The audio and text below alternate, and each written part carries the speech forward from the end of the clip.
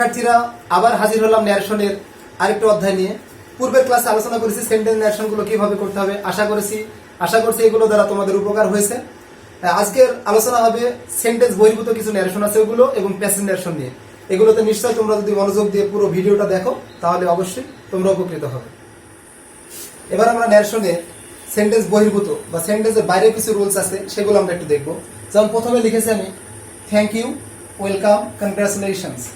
এই তিনটা ক্ষেত্রে আমরা যেভাবে চেঞ্জ করবো ন্যারেশনটা, একটা উদাহরণ দিয়েছি, he said to me thank you. তাহলে আমরা এই ক্ষেত্রে করবো প্রথমে সাবজেক্ট হি, এবার থ্যাঙ্কড, এর অবজেক্ট মি। অর্থাৎ নিয়মটা হবে subject plus thank plus object. যদি এখানে ওয়েলকাম থাকতো, থ্যাংক ইউ না থেকে ওয়েলকাম থাকতো, তাহলে হতো subject plus welcome plus object. যদি কনগ্রাচুলেশন থাকতো তাহলে কনগ্রাচুলেটেড হতো।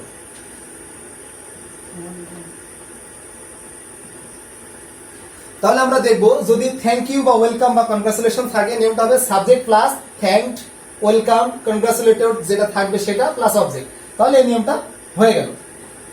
Good bye, good night, farewell, এই কথাগুলো আমরা সাধারণত বিদায় দেওয়ার ক্ষেত্রে ব্যবহার করি।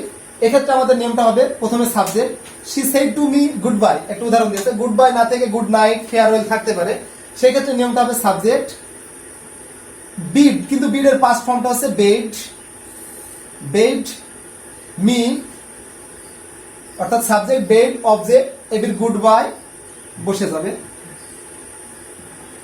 এখানে গুড বাই না থেকে গুড নাইট, ফেয়ারওয়েল যদি থাকে সেক্ষেত্রে আমরা এখানে গুড বাইটা না থাকলে গুড নাইট থাকলে গুড নাইট হবে, ফেয়ারওয়েল থাকলে ফেয়ারওয়েল হবে। আবার বলছি এক্ষেত্রে নিয়মটা হবে good bye, good night, farewell বিদায় দেওয়ার ক্ষেত্রে ব্যবহার হয়। এটার মানেও কিন্তু বিদায় দেওয়া, অর্থাৎ she bed object me good bye, good night থাকলে গুড নাইট, ফেয়ারওয়েল থাকলে ফেয়ারওয়েল। আরেকটি উদাহরণ, গুড মর্নিং বা গুড আফটারনুন বা গুড ইভিনিং যদি থাকে, আমরা এক্ষেত্রে চেঞ্জ করব সাবজেক্ট জামাল, যেহেতু এটা একটা সম্ভাষণ জানানো এজন্য উইশ হবে। যেহেতু এটা পাস্টে, এটাও পাস্টে হবে, উইশড হার গুড মর্নিং। প্রিয় শিক্ষার্থীরা, লক্ষ্য করলে দেখা যায় ইনভার্টেড কমাটা তোলা লাগেনি, কোনোটাতে ইনভার্টেড কমা তোলা লাগেনি। একটা নিয়ম বহির্ভূত মনে হবে কিন্তু এটাই নিয়ম। জামাল সাবজেক্ট, এটাতে good morning, good afternoon, good evening যেটা থাকুক না কেন উইশড হবে, অবজেক্ট বসে যাবে, গুড মর্নিং, গুড আফটারনুন যেটা আছে সেটা বসবে।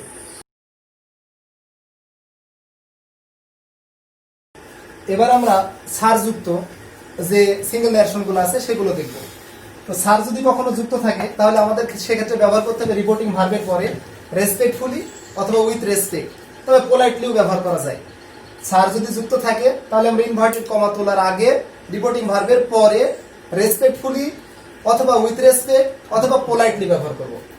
তবে অ্যাড্রেসিং এজ এর নিয়মে এটা করা যায়। সার যুক্ত থাকলে পূর্বে যে অ্যাড্রেসিং এজ এর নিয়মটা শেখানো হয়েছে ওইভাবেও করা যায়, তবে আমরা এখন রেসপেক্টফুলি, পোলাইটলি বা উইথ রেসপেক্ট দিয়ে চেঞ্জ করব। তাহলে হি, যেহেতু sir I am so sorry, হয়তো বা কোনো অন্যায় করেছে, এই জন্য এখানে রিপোর্টিং ভার্ব যদি আমি সেইড রাখি সমস্যা নাই, তবে অ্যাপোলজিস্ট দিলে খুব ভালো হয়।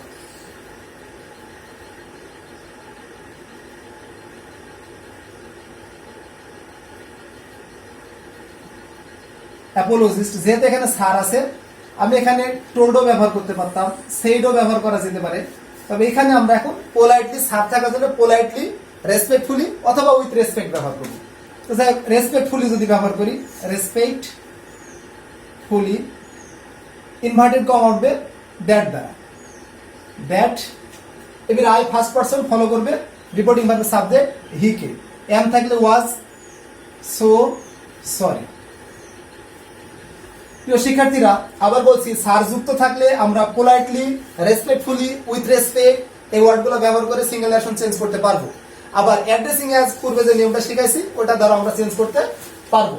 যেহেতু এটা দ্বারা রিপোর্টিং ভার্ব ক্ষমা চাইছে, অ্যাপোলজিস্ট ব্যবহার করা যাবে, টোল্ড, সেইড ব্যবহার করা যাবে। সারের জন্য রেসপেক্টফুলি, পোলাইটলি বা উইথ রেসপেক্ট ব্যবহার করতে হবে।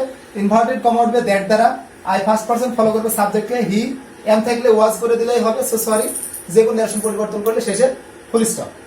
ওকে, ইয়েস, নো এই কথাগুলো যদি থাকে তাহলে আমরা ন্যারেশনটা কিভাবে চেঞ্জ করব। আমি একটা উদাহরণ লিখেছি, he said yes I have finished my homework. তো হি এবং ইয়েস থাকলে ব্যবহার করতে হবে replied in the affirmative, no থাকলে replied in the negative. Yes থাকলে রিপ্লাইড ইন দা অ্যাফার্মেটিভ ব্যবহার করা যায়, অথবা রিপোর্টিং ভার্বের বদলে কনফার্ম অথবা অ্যাসিওর্ড এই কথাটা ব্যবহার, অর্থাৎ নিশ্চিত করা। ওকে দ্বারা আমরা সাধারণত নিশ্চিত করি, এজন্য কনফার্ম বা অ্যাসিওর্ড ব্যবহার করতে পারবো রিপোর্টিং ভার্বের বদলে। আবার রিপ্লাইড ইন দ্য অ্যাফার্মেটিভও ব্যবহার করা যায়। ইয়েস থাকলে replied in the affirmative, no থাকলে রিপ্লাইড ইন দ্য নেগেটিভ, কেননা নো দ্বারা আমরা নেগেটিভ বলি, এস দ্বারা আমরা অ্যাফার্মেটিভ বলি। তো যাই হোক, এখানে আছে যেহেতু ইয়েস, তাহলে আমরা ব্যবহার করবো রিপ্লাইড ইন দ্য অ্যাফার্মেটিভ। যদি এখানে নো থাকতো তাহলে রিপ্লাইড ইন দা নেগেটিভ হতো। যদি এখানে ওকে থাকতো রিপ্লাইড ইন দা অ্যাফার্মেটিভ অথবা কনফার্ম বা অ্যাসিওর্ড হতো। যেহেতু ইয়েস আছে আমি অ্যাফার্মেটিভ ব্যবহার করলাম, নো থাকলে নেগেটিভ ব্যবহার করতাম, ওকে থাকলে অ্যাফার্মেটিভ ব্যবহার করা যাবে, তবে ওকের ক্ষেত্রে আমরা কনফার্ম বা অ্যাসিওর্ডও ব্যবহার করতে পারবো। এর প্রশ্ন হলো ওকে ইয়েস নো এর পরে যদি আবার কথা থাকে আমরা অ্যান্ড সেইড দ্যাট ব্যবহার করবো। অ্যান্ড সেইড দ্যাট, যেহেতু ইয়েস এর পরে বা নো এর পরে বা ওকের পরে কথা যদি থাকে অ্যান্ড সেইড দ্যাট ব্যবহার করবো। I have finished my homework এই কথাটা আছে, এই জন্য আমরা অ্যান্ড সেইড দ্যাট ব্যবহার করলাম। এবার আই ফার্স্ট পারসন ফলো করবে রিপোর্টিং ভার্বে, সাবজেক্টকে ফলো করে হি, এটা প্রেজেন্ট পারফেক্ট আছে, অথবা হ্যাভ থাকলে হ্যাড এটা করে দিলেও হবে, ফিনিশড। এটা মাই ফার্স্ট পারসন ফলো করবে হি কে, মাই ফার্স্ট পারসন কিন্তু পসেসিভ কেস, তাহলে হি এর পসেসিভ কেস হিজ হোমওয়ার্ক। যে কোনো নেশন পরিবর্তন করলে শেষে ফুল স্টপ। মনে রাখতে হবে ইয়েস থাকলে রিপ্লাইড ইন দ্য অ্যাফার্মেটিভ, ওকে থাকলেও রিপ্লাইড ইন দ্য অ্যাফার্মেটিভ ব্যবহার করা যায়, তবে ওকের ক্ষেত্রে রিপোর্টিং ভার্বের বদলে কনফার্ম বা অ্যাসিওর্ডও ব্যবহার করা যায়। আর নো থাকলে রিপ্লাইড ইন দ্য নেগেটিভ, এদের পরে যদি কথা থাকে অ্যান্ড সেইড দ্যাট, নিয়মটা অ্যাসার্টিভের মতো পরবর্তী অংশ চেঞ্জ করে দিলেই হয়। হ্যালো বা হাই দ্বারা আমরা সাধারণত কারো মনোযোগ আকর্ষণ করি। এক্ষেত্রে একটা নিয়ম হচ্ছে প্রথমে সাবজেক্ট হবে, তারপরে ড্রয়ার অ্যাটেনশন যেটাকে বলা হয়, ড্রয়ের পাস্ট ফর্ম যেটা এটা পাস্টে আছে, ড্রিউ এর কার অ্যাটেনশন, হি ড্রিউ কার অ্যাটেনশন চাচ্ছে, তার অ্যাটেনশন, তাহলে হা হি ড্রিউ হা অ্যাটেনশন। তার মানে আমি বলতে চাচ্ছি যখন হ্যালো হাই যুক্ত কোনো সেন্টেন্স থাকবে সেক্ষেত্রে আমরা ডিউ হার হিজ মাই দেয়ার যার আকর্ষণ করব সেটা বসাবো, তার পজিটিভ কেস বসাইছি ওইটা, যেহেতু আমি তার মনোযোগ আকর্ষণ করছি দিয়ে অ্যাটেনশন বসালাম। এবার ইনভার্টেড কমা উঠবে দ্যাট দ্বারা। তবে এখানে হ্যালো না থেকে হাই থাকলেও নিয়মটা একই, due her attention, due his attention, due my attention, due their attention যেটা লাগে। ইনভার্টেড কমা উঠলো দ্যাট দ্বারা। আই ফার্স্ট পারসন ফলো করবে সাবজেক্টকে, তাহলে হি, আই ফার্স্ট পারসন ফলো করলে সাবজেক্টে হি, এম থাকলে ওয়াজ শাকিব। তো শিক্ষার্থীরা আবার বলছি, হ্যালো হাই দ্বারা মানুষের মনোযোগ আকর্ষণ করা হয়। এক্ষেত্রে ড্রিউ অ্যাটেনশন থাকবে, আমি যার অ্যাটেনশন বা মনোযোগ চাচ্ছি তার পজিটিভ কেস ব্যবহার করব। যেহেতু আমি এর অ্যাটেনশন চেয়েছি এই জন্য আমরা এখানে হার ব্যবহার করেছি। ইনভার্টেড কমা উঠবে দ্যাট দ্বারা। আর আই ফার্স্ট পারসন ফলো করলো সাবজেক্টকে হি, এবার এম এর পাস্ট ফর্ম ওয়াজ শাকিব, আর যে কোনো নেশন পরিবর্তন করলে শেষে ফুল স্টপ।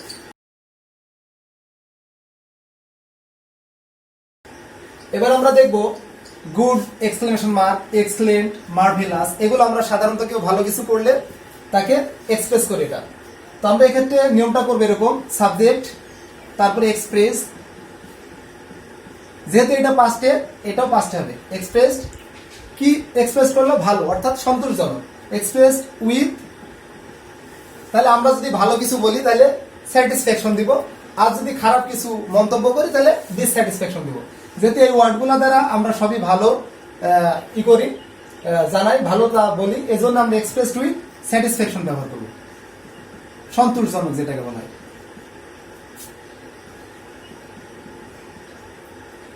তাহলে গুড, এক্সেলেন্ট, মার্ভেলাস থাকলে আমরা এক্সপ্রেসড উইথ স্যাটিসফ্যাকশন, যদি খারাপ কিছু মন্তব্য থাকে তাহলে এক্সপ্রেসড উইথ ডিসস্যাটিসফ্যাকশন ব্যবহার করবো। ইনভার্টেড কমা তুলবো দ্যাট দ্বারা, ইউ ফলো করবে রিপোর্টিং ভার্ব অবজেক্ট মি কে, তাহলে আই হবে।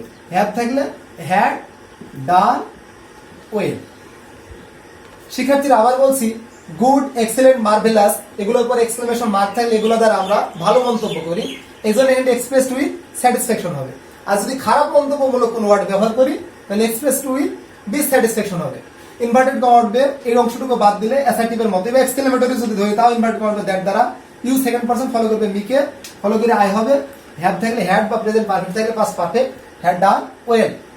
By Allah, by God, by Jove এগুলো দ্বারা আমরা সাধারণত কোনো কিছু শপথ করি, তো শপথ করার ক্ষেত্রে আমরা যেভাবে চেঞ্জ করবো এটা, সেক্ষেত্রে আমরা প্রথমে শিওরিং বাই,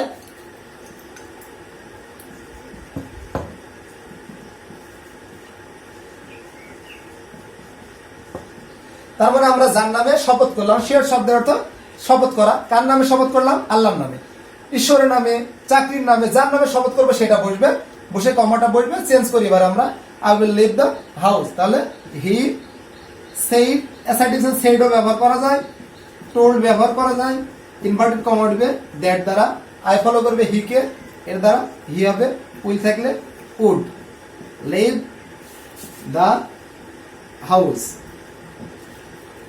তাহলে যেহেতু বাই আল্লাহ দ্বারা আমরা শপথ করেছি, এই জন্য আমরা শিওরিং বাই আল্লাহ করে নিয়েছি। করে নেওয়ার পরে বাকি অংশটা অ্যাসার্টিভের মতোই চেঞ্জ করেছি, হি সেইড বা টোল্ড, ইনভার্টেড কমা উঠবে দ্যাট দ্বারা, হি, আই ফার্স্ট পারসন ফলো করবে সাবজেক্টকে, হি, উইল থাকলে উড, লিভ দ্য হাউস। তবে এখানে বলে রাখা ভালো যে এই সেইডটা, এই টোলটা ব্যবহার না করা উত্তম, কেননা এখানে সেইড টু নাই, এই জন্য টোল ব্যবহার না করাই ভালো। যেহেতু প্যাসেজ ন্যারেশনের ক্ষেত্রে আমরা যে অবজেক্ট থাকে, এই জন্য আমরা টোল ব্যবহার করতে পারবো, সেইড ব্যবহার করা যায়। দ্যাট, এবার আই ফার্স্ট পারসন ফলো করলে সাবজেক্টকে হি, উইল থাকলে উড, বাকি অংশ বসে গেল লিভ দ্য হাউস। এই নিয়মগুলো জানার পরে আমরা এবার দেখবো প্যাসেজ ন্যারেশনটা কিভাবে করতে হয়। প্যাসেজ ন্যারেশন মূলত নতুন কিছু নয়, আমরা যে সিঙ্গেল ভাবে বা সেন্টেন্স আকারে বা সেন্টেন্স বহির্ভূত ভেবে যে নিয়মগুলো করলাম, এগুলো সবই থাকবে। তার সাথে নতুন ভাবে আমাদের কিছু ইন্ট্রোডাকশন ফলো করতে হবে, কিছু নিয়ম ফলো করতে হবে, যেগুলোর মাধ্যমে আমরা প্যাসেজ ন্যারেশনটা করতে পারবো। তা আমরা দেখে নিব যে কোন কোন বিষয়গুলো আমাদের এখন ফলো করতে হবে, সেই বিষয়গুলো আমরা একটু বোর্ডে দেখি।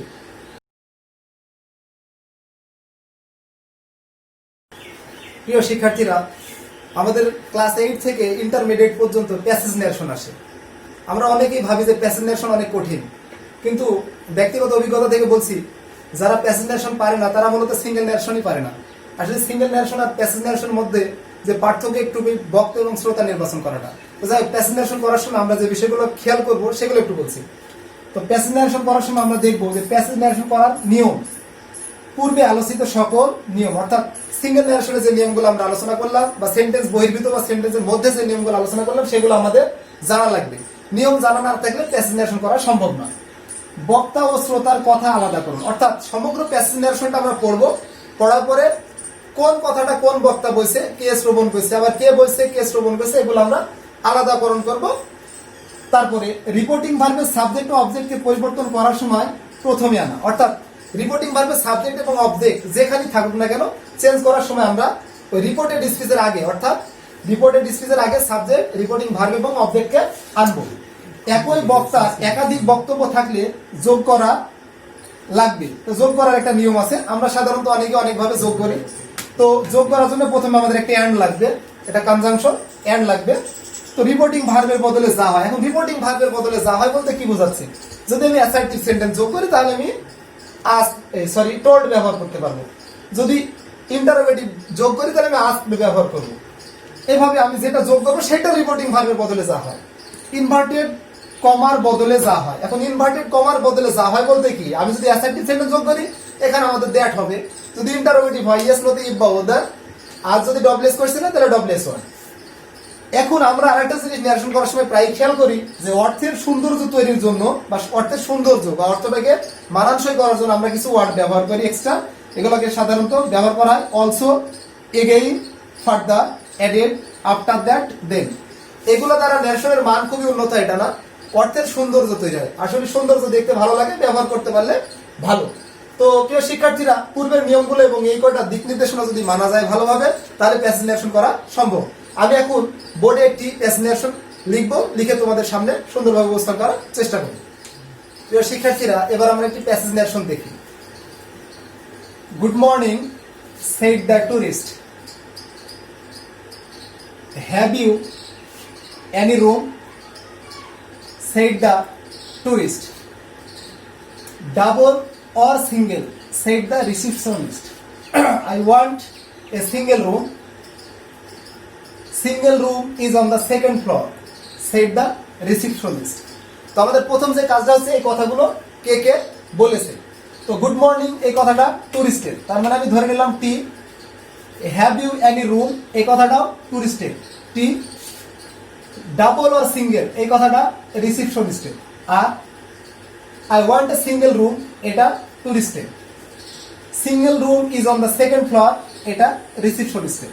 তার মানে প্যাসেজ ন্যারেশনের আমাদের যে প্রথম কাজ সেটা হচ্ছে পুরো ন্যারেশনটা পড়ে বক্তা এবং শ্রোতার কথাগুলো বা বক্তব্যগুলো আলাদা করুন।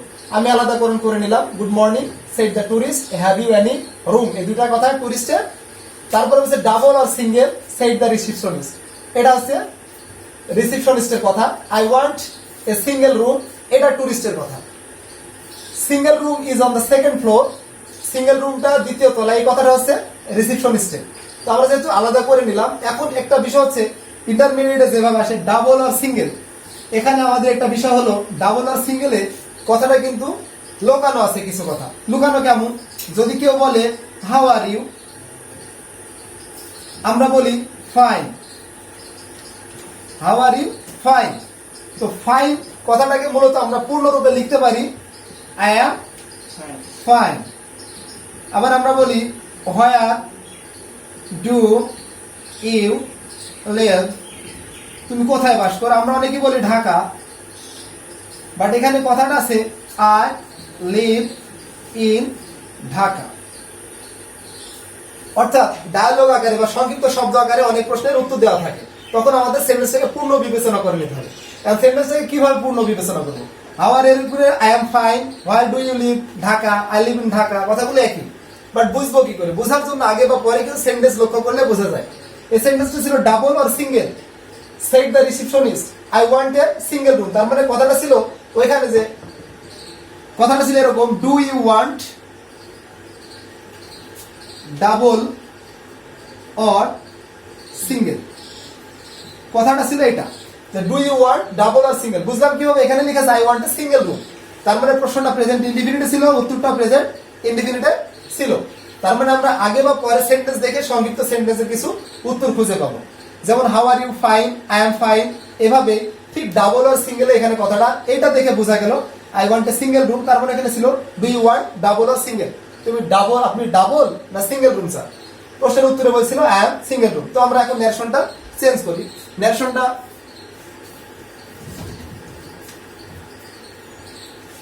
তবে আমি পূর্বেই বলেছি কথা শনাক্ত করাটা হয়েছে আমাদের।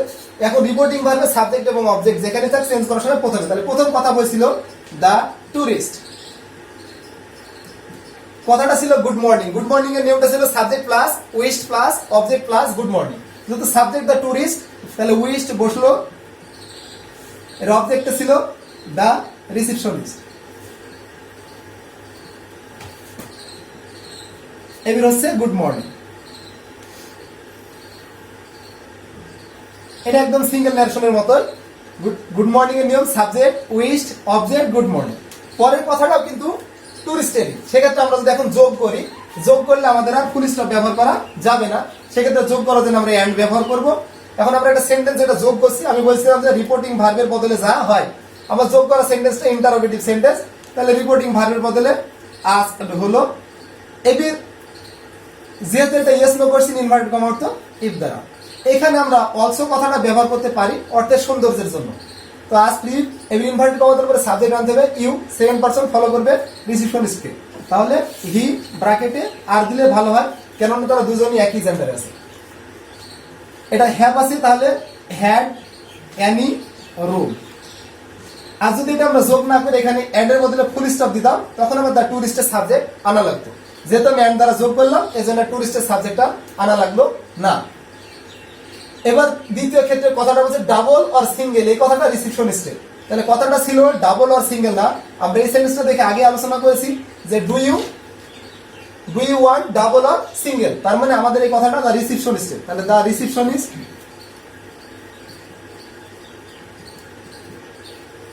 কথাটা ইন্টারোগেটিভে, তাহলে আজ যেহেতু do you want double R single yes নোতে ছিল, তাহলে ইফ এখানটায় কি করা যায়, হিম ব্র্যাকেটে টি অর্থাৎ অবজেক্ট আকারে টুরিস্টকে রাখা যায় ইফ।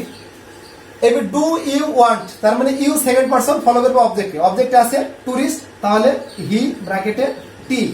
ডু ইউ ওয়ান্ট যেহেতু ভার্বের ওয়ান, তার মানে পাস্ট ফর্ম হবে ওয়ান্টেড, অর্থাৎ প্রেজেন্ট ইনডিফিনিট থাকলে পাস্ট ইনডিফিনিট হয়, wanted double or single.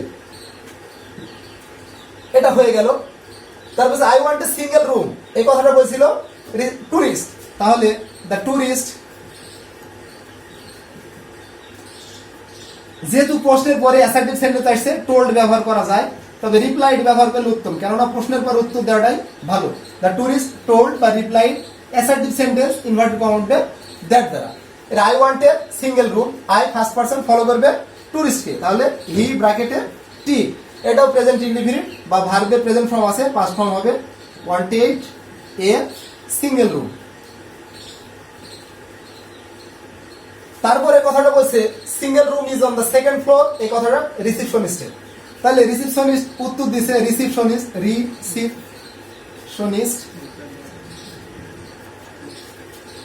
the receptionist said বা told assertive sentence that a second floor একটা থার্ড পারসন, এজন্য পরিবর্তন হবে না, সিঙ্গেল ফ্লোর সিঙ্গেল রুম এটা থার্ড পারসন, পরিবর্তন হবে না, সিঙ্গেল রুম ইজ আছে ওয়াজ অন দ্য সেকেন্ড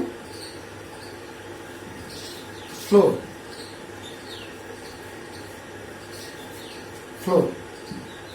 এই হচ্ছে প্যাসেজ ন্যারেশন। প্রিয় শিক্ষার্থীরা, যেহেতু অষ্টম থেকে দ্বাদশ শ্রেণী অর্থাৎ এইচএসসি পর্যন্ত আমাদের প্যাসেজ ন্যারেশন আসে, এজন্য আমাদের প্যাসেজ ন্যারেশনটা আরো ভালোভাবে দেখতে হবে। তো কিছুক্ষণ আগে একটি প্যাসেজ ন্যারেশন দেখিয়েছি, আবার একটি লিখেছি, এটা দেখানোর জন্যই। তো the teacher said, do you know that honesty is the best policy, এই কথাটা টিচারে টি, মানে প্যাসেজ ন্যারেশন করার সময় আমাদের অবশ্যই বক্তা এবং শ্রোতার কথা আলাদাকরণ করতে হবে, এটা আমি আগেই বলেছি। Yes sir, I think so, replied the boy, এই কথাটা বলেছে বালক, তার মানে এই কথাটা বয়ে।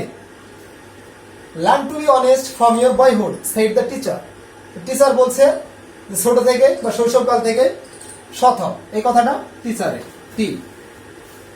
থ্যাংক ইউ স্যার, এই কথাটা বলেছে থ্যাংক ইউ স্যার, যেহেতু বয় বলেছে ধন্যবাদ sir. May Allah grant you a long life, said the teacher, শিক্ষক তার জন্য প্রার্থনা করেছে, তার মানে এটা টি এর what a good bless for me it is, এটা আমার জন্য বড় প্রার্থনা বা দোয়া, এই কথাটা বলেছে বালু। আমরা কথাগুলো আলাদাকরণ করেছি, এবার আমরা প্যাসেজ ন্যারেশন করব। পূর্বের নিয়মগুলো আমাদের অবশ্যই জানা থাকতে হবে, কারণ সিঙ্গেল ন্যারেশনের নিয়ম যদি আমাদের জানা না থাকে তাহলে প্যাসেজ ন্যারেশন করা টোটালি ইম্পসিবল। তো দ্য টিচার সাবজেক্ট, এবার আমি যেহেতু প্রথমে একটা ইন্টারোগেটিভ সেন্টেন্স পেয়েছি, ডু ইউ নো, এটা ইন্টারোগেটিভ সেন্টেন্সের রিপোর্টিং ভার্বের বদলে আজ, যেহেতু সেইড পাস্ট ফর্মে আছে আজ, এর অবজেক্ট অবশ্যই দি বয়, কেননা প্যাসেজ ন্যারেশনে সাবজেক্ট এবং অবজেক্ট যেখানেই থাক না কেন চেঞ্জ করার সময় তাকে রিপোর্টেড স্পিচের আগে আনতে হবে, এজন্য আমি সাবজেক্ট অবজেক্ট এবং রিপোর্টিং ভার্বকে রিপোর্টেড স্পিচের আগে আনলাম। এটা যেহেতু ইয়েস নো করছি, ইনভার্টেড কমা উঠবে ইফ দ্বারা, ইনভার্টেড কমা তোলার পরে যাকে আনতে হবে সেটা হলো সাবজেক্ট, ইউ, ইউ হচ্ছে সেকেন্ড পারসন ফলো করবে রিপোর্টিং ভার্বের অবজেক্টকে, তাহলে দি বয় ফলো করে হবে দি বয়ের প্রোনাউন হি ব্র্যাকেটে বি। যেহেতু এটা প্রেজেন্ট ইনডিফিনিট এবং ভার্বের প্রেজেন্ট ফর্ম আছে, তাহলে ভার্বের পাস্ট ফর্ম হবে, বা প্রেজেন্ট ইনডিফিনিট থাকলে পাস্ট ইনডিফিনিট হয়, know knew that honesty is the best policy.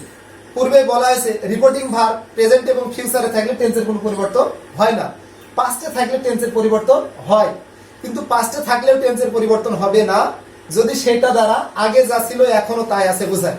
Honesty is the best policy, এটা একটা প্রবাদ প্রবচন, এটা আগে যা ছিল এখনো তাই আছে, এজন্য এটাতে টেন্সের কোনো পরিবর্তন হবে না, অর্থাৎ honesty is the best policy বসে যাবে।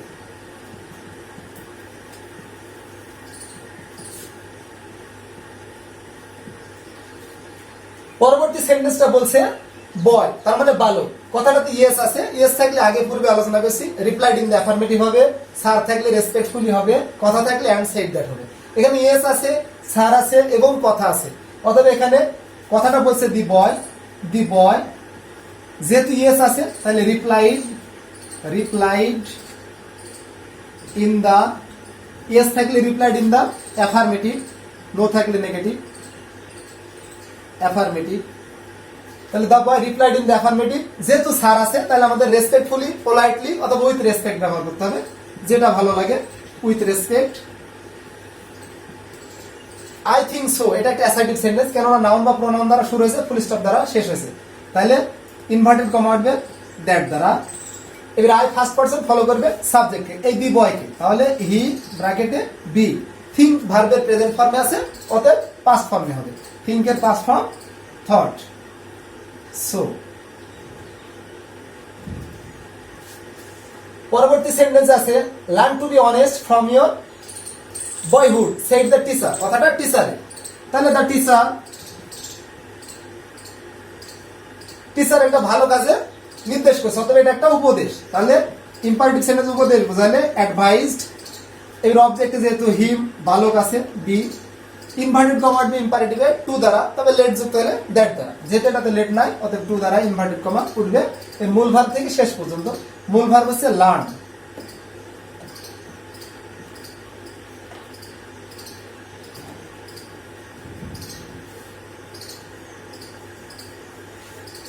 সরি, এখানে একটা পার্সন আছে your, your second person follow করবে অবজেক্টকে, যেহেতু টিচার সাবজেক্ট অবজেক্টের বালক, তাহলে ইওর সেকেন্ড পার্সন ফলো করবে বালক, বালকের সাবজেক্ট হচ্ছে হি। এখন এখানে আছে ইওর পসেসিভ, তাহলে হিয়ার পসেসিভ হিজ বয়হুড, কেননা যে ফলো করবে সাবজেক্ট অবজেক্ট পসেসিভ যে রূপে থাকবে, যে আসবে সে সেই রূপে বসবে। তারপরে বলছে থ্যাংক ইউ স্যার, এই কথাটা বলছে দি বয়, তাহলে থ্যাংক ইউ নিয়ম subject plus thank plus object, তাহলে এই কথাটা বলছে দি বয়, দ্য বয়। যেহেতু এখানে আবার স্যার আছে, স্যার থাকলে রেসপেক্টফুলি ব্যবহার করা যায়, রেসপেক্টফুলি থ্যাঙ্কড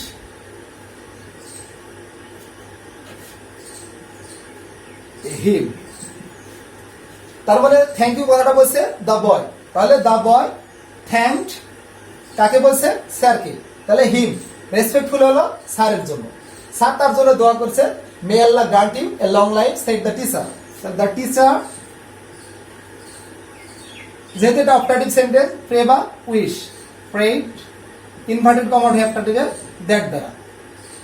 এবার আল্লাহ, যেহেতু ইনভার্টেড কমার উপরে সাবজেক্ট আনতে হবে, তাহলে আল্লাহ, এবার সূত্রের মাইট, এবার ভাব থেকে শেষ পর্যন্ত গ্রান্ট,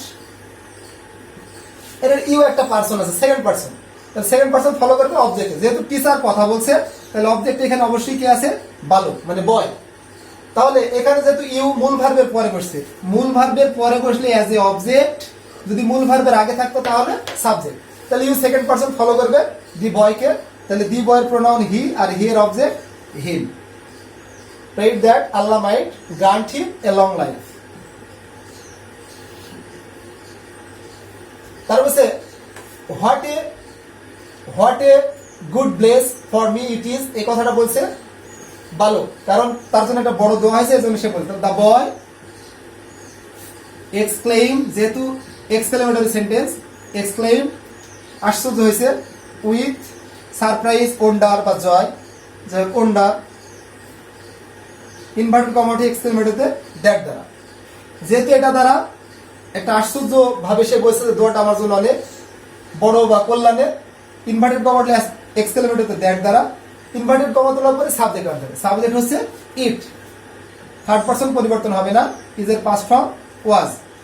পূর্বে আলোচনা করেছে হোয়াট এ বা হোয়াট অ্যান থাকলে আমরা করব এ ভেরি বা এ গ্রেট, অ্যাডজেক্টিভের আগে এ ভেরি, নাউনের আগে এ গ্রেট, যেহেতু এখানে হোয়াট এ আছে আর এখানে গুড হয়েছে অ্যাডজেক্টিভ, তাহলে আমাকে ব্যবহার করতে হবে a very good place for me, first person follow করবে রিপোর্টিং ভার্বের সাবজেক্টকে, তাহলে দি বয়, তাহলে দি বয়ের প্রোনাউন হচ্ছে হি, যেহেতু me object here object him.